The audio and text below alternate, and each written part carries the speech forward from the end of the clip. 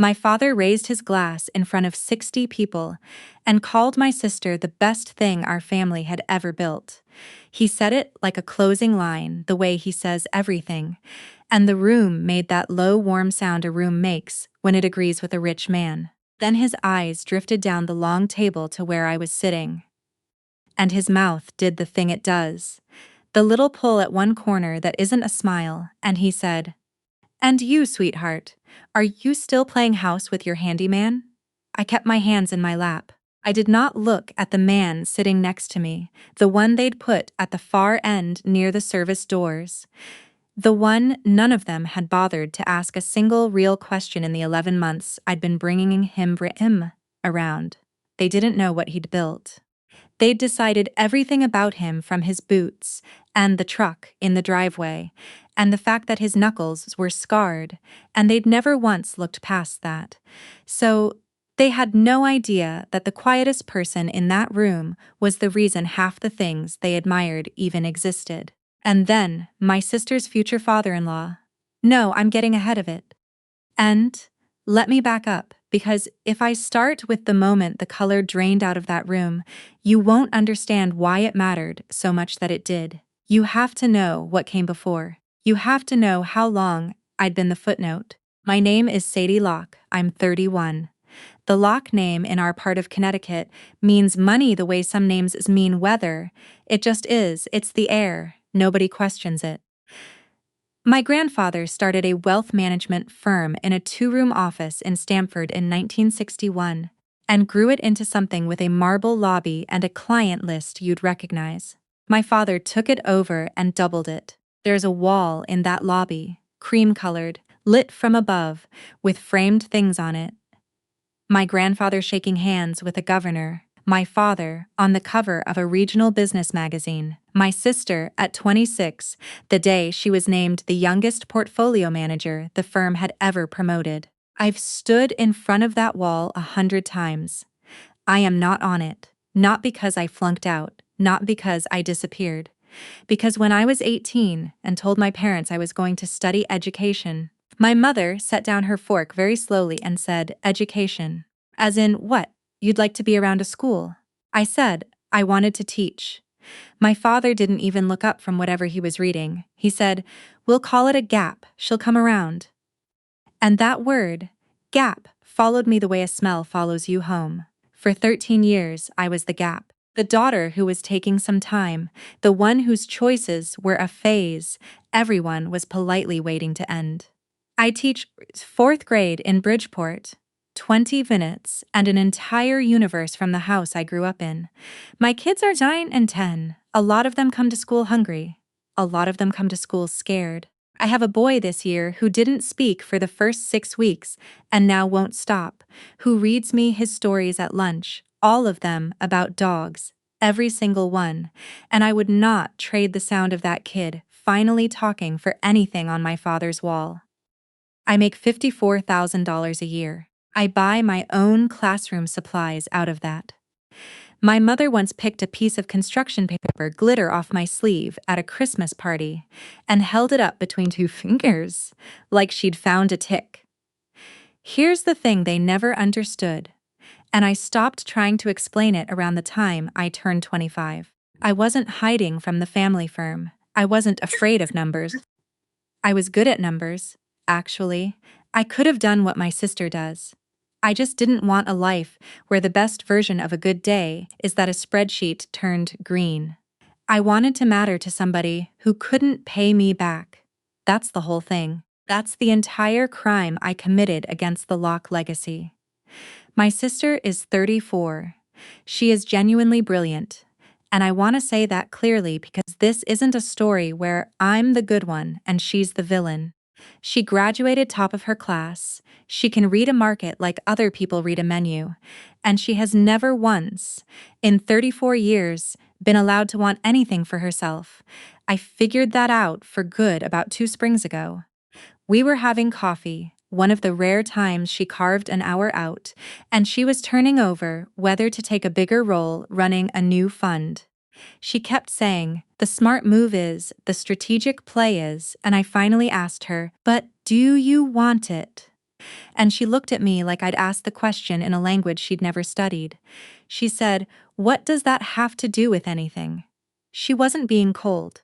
She honestly did not have a file in her head for that question. My sister has spent her whole life being the answer to, "What will Dad say?" And it made her successful, and it made her the pride of the wall, and it made her about as free as a bird in a very expensive cage. Me, they gave up steering somewhere around my 20s, and the strange gift of being written off is that you get to actually choose things.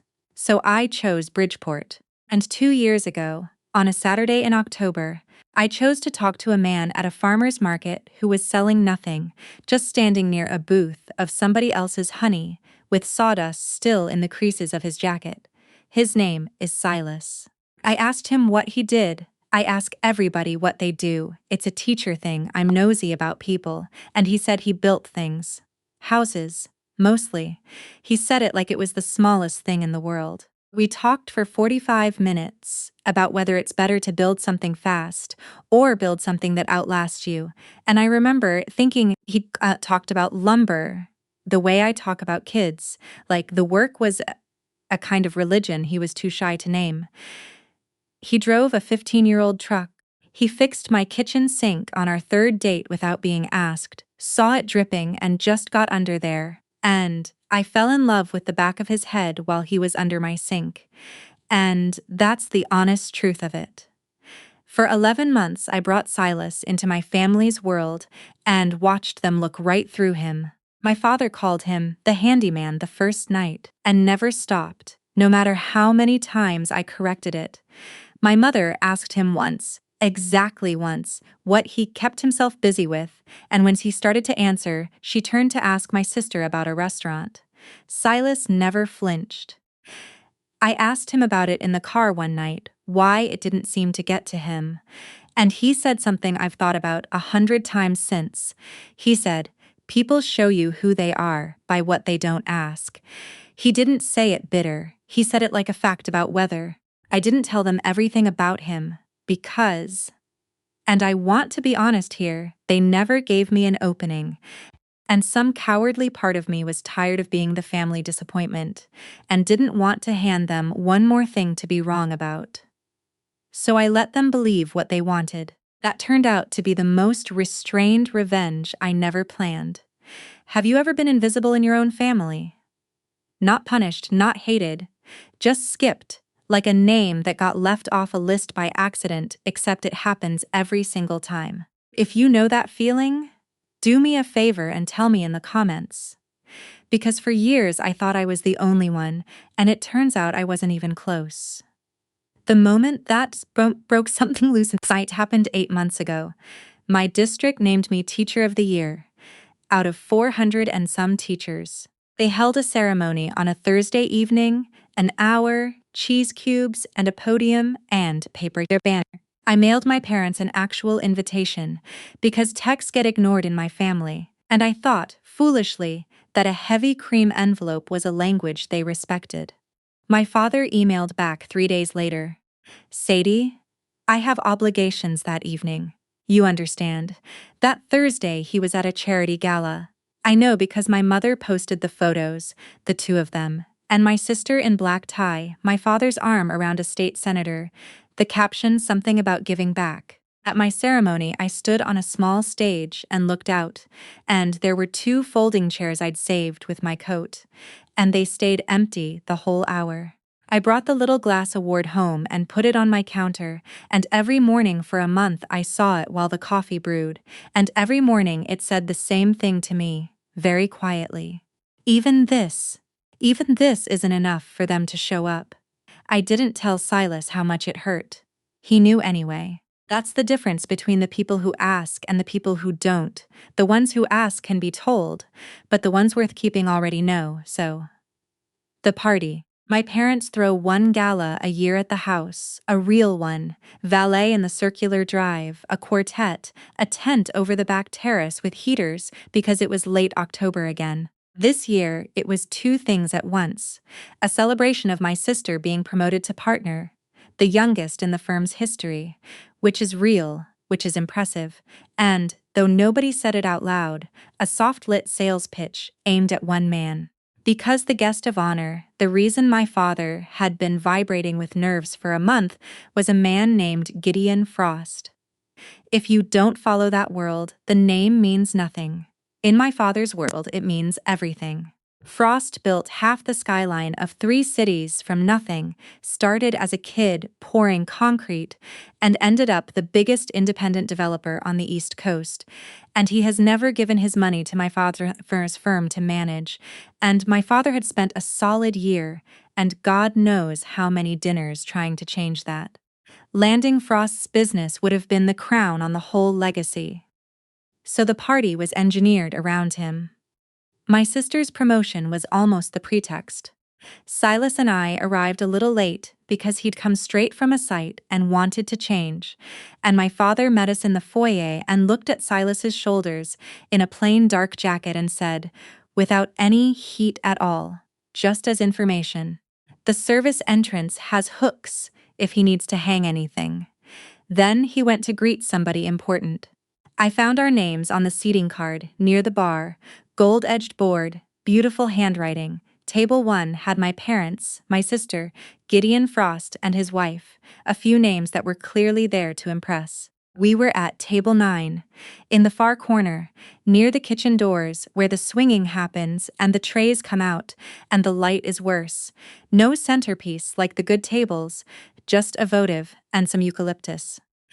2 other couples were parked out there with us, people I recognized as my father's obligations rather than his friends. Silas pulled my chair out. He always does that, and it always undoes me a little. From where I sat, I could see table 1 perfectly. I could see my mother laughing at something.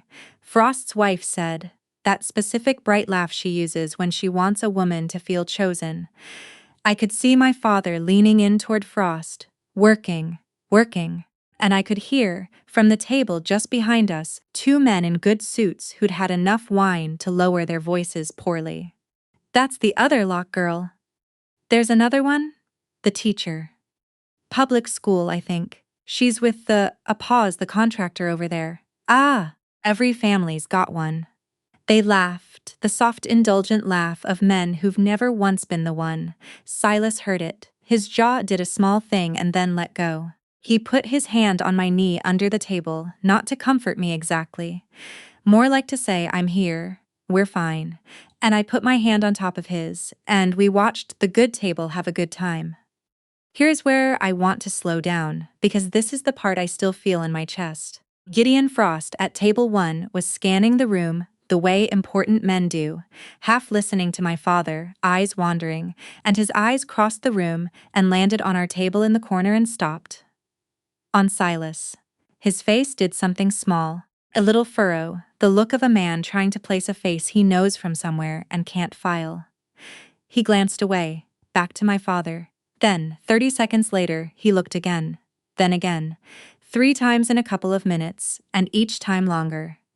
Silas noticed. I felt it, the way he sat up a half-inch straighter. I leaned over and whispered, "Do you know him?" Silas said very quietly, "We've met. When? A while back." And before I could push, the quartet finished, and a man with a headset mic stepped up near table 1 and asked everyone to find their seats. We were about to begin, the toasts. Oh, the toasts. My mother went first and talked about my sister for 8 minutes, her drive, her focus, the daughter every parent dreams of.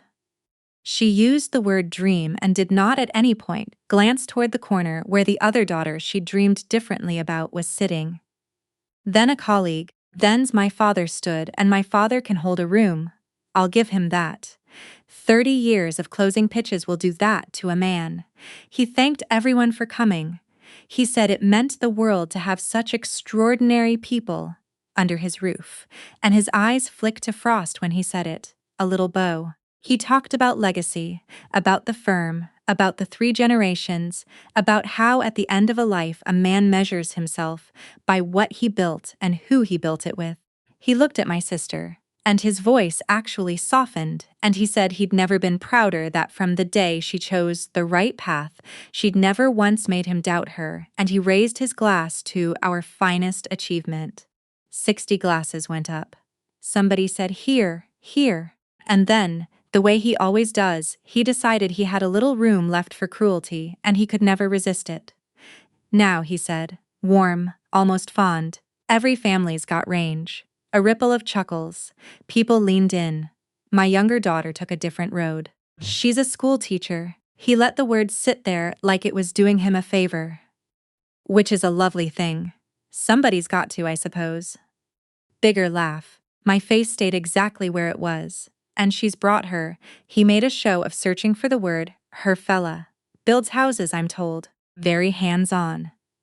He was enjoying himself now. He lifted his glass a degree higher and looked straight down in the room at me. "Sadie, honey? Are you still playing house with your handyman?" 60 faces turned to find me in the corner. I did not flinch. I'd had 13 years of practice at not flinching. I kept my hands folded and my chin level, and I looked back at my father, and he didn't even wait for an answer. He turned back to the room, glass high, and said, "Some of us build portfolios. Some of us build birdhouses. To my daughter, the real one, and to the future." And the room laughed and toasted, and it was, I want you to understand, a very elegant way to erase a person in front of a crowd. My sister's face went red, not with joy. She was staring at her plate. Frost's wife had stopped smiling. I picked up my fork. I decided I would eat one bite of the salmon they'd served the corner tables, and I would not let a single one of these people see water in my eyes. I got the fork halfway up, and Silas set down his napkin and stood up. The table behind us went quiet first, then the one beside it. It moved outward across that tent, like a dropped stone in a pond, that hush, people turning to see what the tall man in the plain jacket in the corner was doing, standing up in the middle of Mitchell Locke's toast. My father saw it and his smile tightened. "Something wrong back there?" he called out, half a laugh in it, playing to the room. Silas didn't answer him. He just stood, hands loose at his sides, calm as a Sunday. And that's when Gideon Frost, at table 1, went white. I mean it literally. The blood left the man's face. He rose out of his chair slowly, like his legs had decided it before his brain caught up, and he stared across 60 people at my boyfriend and said, in a voice that carried in the total silence, "Wait." A beat. "Silas Brant?" The room did not make a sound. Frost came around the table. Every head tracked him. My father stood too, confused, reaching. "Gideon? Everything all right?"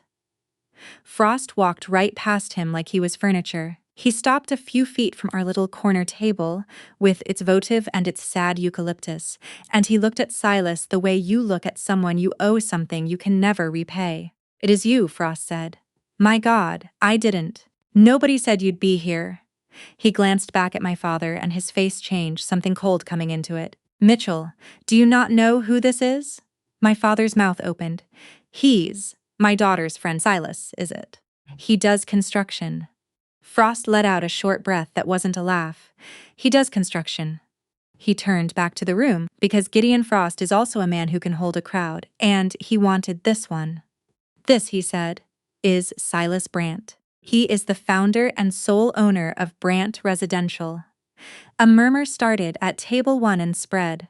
The largest privately held affordable housing builder in the Northeast. 40,000 homes and counting. He's the man who rebuilt the entire waterfront in my hometown after the flood in 19, at cost, no profit, because he grew up 2 streets over and couldn't stand to watch it die. Frost's voice was getting rough. "The Brant Foundation put my nephew through a trade program when my sister couldn't afford shoes for him. That kid runs his own electrical crew now, because of him." He pointed, and his hand wasn't quite steady. Somebody at table 4 gasped. I think it was the senator's wife. My father had gone the color of the tablecloth. I didn't realize." "No," Frost said, and now there was ice all the way through it. "You didn't ask." He looked at Silas. 18 months ago, I offered this man a 9-figure buyout for his company. He turned me down flat. You know what he told me? He didn't wait. He said he didn't build houses to sell them. He built them so families could stop renting their whole lives. I have chased Silas Brandt around 3 states trying to get him to take my money, and he won't because he doesn't need it, and he doesn't trust what money does to a mission. Frost turned slowly and looked at my father. And you sat him by the kitchen and called him a handyman. If you have never watched a room of 60 wealthy people all realize at the same instant that they've bet on the wrong horse, I don't have words for it. It's a physical thing. Chairs creaked. Nobody knew where to look. Silas hadn't moved this whole time. He wasn't gloating. That's not in him. When he finally spoke, it was quiet, and the tent was so silent it didn't need to be louder. He looked at my father and said, "With respect, sir, you spent 11 months deciding who I was, and you never once asked me a question. Not what I did, not what I cared about, not whether I was good to your daughter. You saw the truck and you were done." He paused. "That's not information about me, that's information about you." My mother had her hand over her mouth. My sister was crying openly now, not bothering to hide it, mascara going, staring at me across the whole length of that room. But Silas wasn't finished, and this is the part I will love him for until I die, because he didn't defend himself. He turned and he defended me. "You want to know what she does," he said to the room, to all of them. "The daughter you sat in the corner? She teaches 4th grade in a school where kids come in hungry. She buys their supplies out of a salary that wouldn't cover the flowers on that head table. She was named the best teacher in her entire district this year, and not one person from this family got in a car to go watch her accept it." His voice didn't rise, but it hit like it did. "You called her a school teacher like it was a consolation prize. She holds the whole world together for 30 kids a day, and you couldn't spare an hour." He looked right at my father. "You've got that backwards, sir. She's the finest achievement at this table. You just measure with the wrong ruler." I stood up. I don't fully remember deciding to. My legs were shaking. Everyone turned again, and for the first time in 13 years, I didn't mind 60 pairs of eyes on me. "Sadie," my mother started. "We didn't." "You did," I said. My voice came out steadier than I was. "You did mean it. You've been saying it for 13 years. Not with your mouth, with the seating chart, with the empty chairs at my ceremony, with the wall in the lobby I'm not on." I heard my own breath. "I'm not angry. I want you to hear that. I'm past angry. I'm just done hoping one more win will finally be the one that makes you turn around." I looked at Silas. He gave me the smallest nod. "We're going to go now."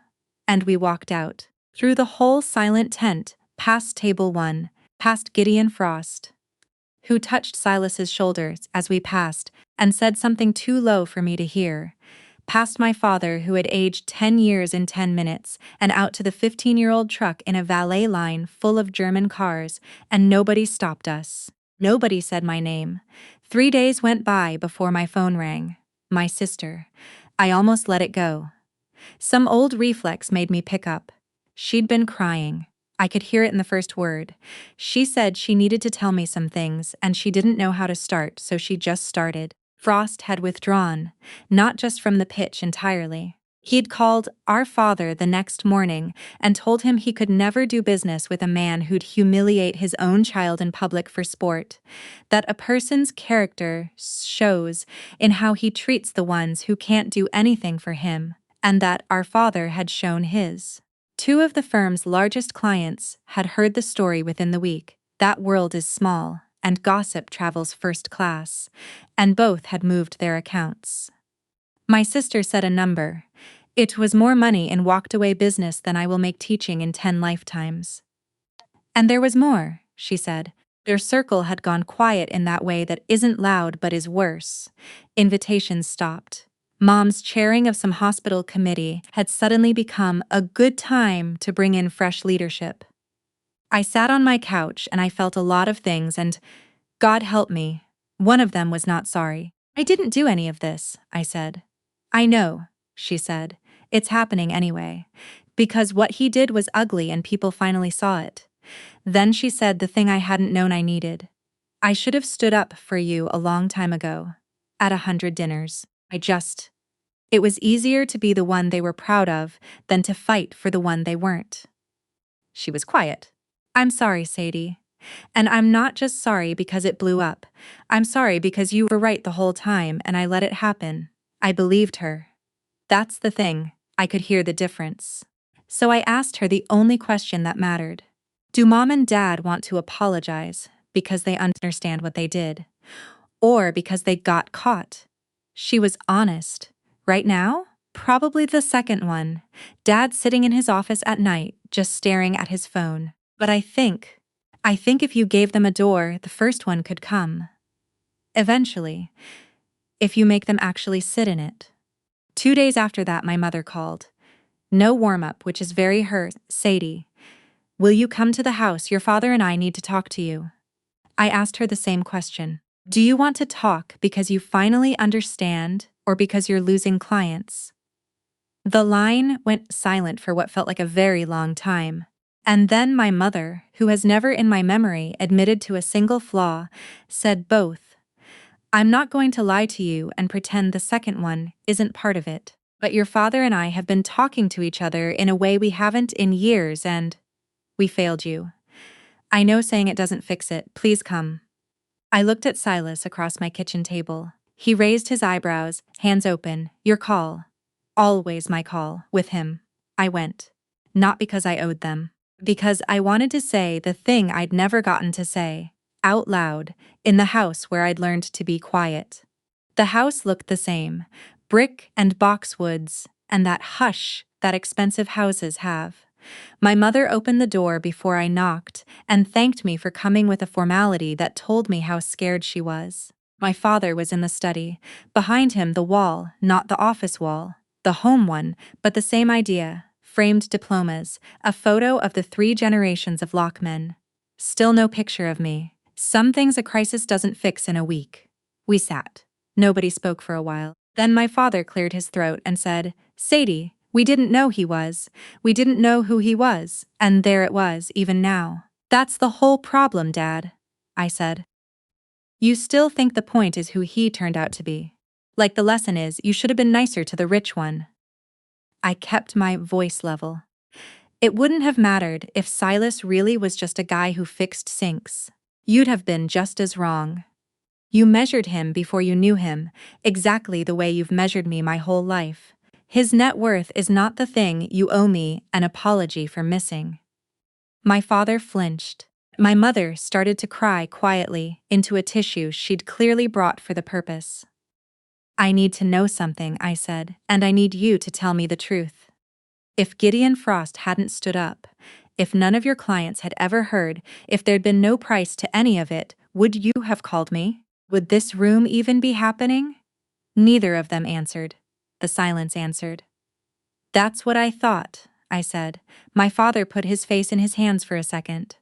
An old man's gesture, and when he looked up his eyes were wet, and I'd never seen that, not once, not at a single funeral. I wanted you to be something I understood, he said. And when you weren't, I told myself you'd chosen wrong instead of admitting I just didn't know how to be proud of a thing I didn't build. He swallowed. I watched a man defend you in front of everyone I've spent my life trying to impress, and I realized he knew you better in 11 months than I've bothered to in 31 years. I'm ashamed, Sadie. I don't have a better word than that. I let it sit. I didn't rush to make him feel better. That was the old me, the dishwashing, salt-passing me, and she wasn't running this. Here's what happens if you actually want this, I finally said. We do family counseling, real ones with a real person once a week for as long as it takes. And in the first session, I am going to talk about 13 years. Every empty chair, every seat by the kitchen, every time you introduced Sterezer, and then paused before you remembered you had another daughter, and the 2 of you are going to sit there and listen. No, but we never meant. No defending. You just listen to what it was like to be me in this family. We'll do it, my mother said fast. Whatever it takes. And if you can't, I said, if you can't sit in a room and hear how much it hurt without turning it back into being about you, then we don't have this. I'll be polite at Thanksgiving. I'll send birthday cards. But that's the ceiling, and you'll have chosen it. My father nodded. We'll do it. I've already. He stopped, embarrassed. I called someone. There's an appointment Tuesday if you'll take it. I looked at my sister, who'd come in halfway through and was standing by the door. And you, I said gentler, because her cage was never her fault, you need to figure out what you actually want, not the strategic play, what you want. You've been the answer to Dad's questions for so long, I don't think you know what yours are. She wiped her face. I know, she said. I'm starting to. I stood up to go. At the door, my father said my name. I turned. I'm proud of you, he said. I should have said it 13 years ago. But I'm saying it now. I'm proud of you, Sadie. I didn't say it back. I couldn't yet, and I wasn't going to fake it to make the moment tidy. I just nodded, and I left, and Silas was in the truck at the curb with the heater running, and when I climbed in, he asked how I felt, and I sat there for a second in the warm dark, and I said, light. Because that's what it was. 13 years of carrying something, and I just set it down on their floor and walked out without it. So here's what I've got after all of it. Worth isn't the number on your check, or the wall you're framed on, or how many important people know your name. It's what you do for people who can't do a thing for you back. The kid who wouldn't talk, the town underwater, the sink that's dripping at midnight. Silas knew that in his bones before I ever met him, built a whole quiet life on it while my family was busy measuring everybody in dollars. And I spent 13 years trying to buy love from people who'd made up their minds about me before I could even spell my own name. I'm done buying. We're still going to therapy. Some weeks are good. Some weeks my father says but and catches himself, and I watch him physically swallow it, and that's progress. That's a man in his 60s learning a new muscle. My sister quit the fund she never wanted and took a smaller job she actually likes, and my parents are, miraculously, letting her. Silas is still Silas, still up at 5, still sawdust in his jacket, still telling exactly no one at a party what he does. And there's a photo on my counter now, next to that little glass award. Me and 34th graders on the last day of school, all of us making stupid faces. That's my wall. That's the only one I ever needed. If you've ever been the one seated by the kitchen, the one they skip, the one whose life gets called a consolation prize by people who never bothered to look, I want you to hear me. You're not the footnote. You never were. The people who can't see your worth are just holding the wrong ruler, and that is their loss to carry, not yours. Thanks for listening to my story. If any piece of it landed, tell me in the comments. I read them, and I promise you're not alone out there. And if you want to know what came out in that first therapy session, the one where I finally got 13 years of quiet, out onto the table, and my father had to sit and take it, trust me, it got worse before it got better. Stick around for the next one. The people who really see you never need you to prove a thing.